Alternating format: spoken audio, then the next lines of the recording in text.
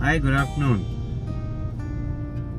I'm back behind the wheel, but the journey of learning continues. So today I was in a meeting. It was a building association meeting.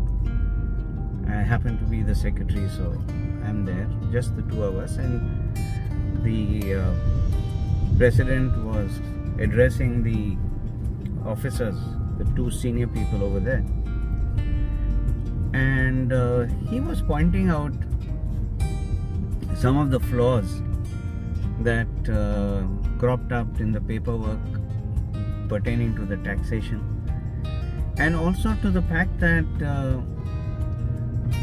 the phone number and the email address, which was supposed to be official, was changed without seeking permission of his permission or my permission, being the president and the secretary.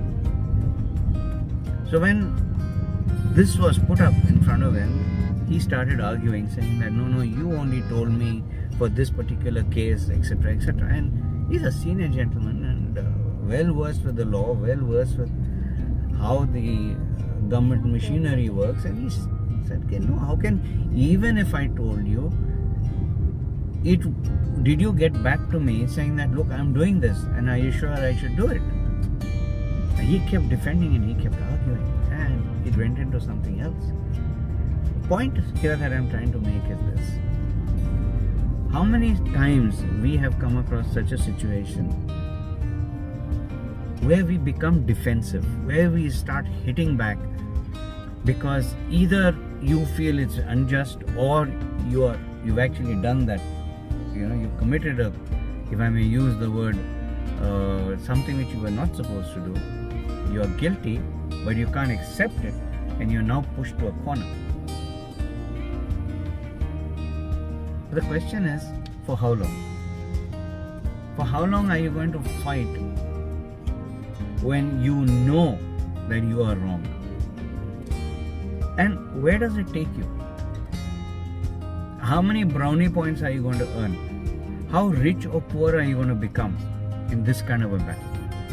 And is it a battle worth getting into, where you can admit very quickly on the spot that yes, I did make a mistake, it was an oversight, and this has happened, and I'm sorry, and give your apologies and move on? But no, you will argue, you will see people arguing just to prove that they should not come out in public as an offender or someone who is guilty of something. I mean, how far will you go with that kind of an attitude? And you don't know what is going to be the outcome with this kind of a debate. And frankly speaking, it's a loss-making proposition. So how do you handle this, in short? Number one, how honest are you with yourself? How brave are you to accept the fact that you made a mistake amongst other people? There's absolutely no problem. Because ultimately, it's about learning.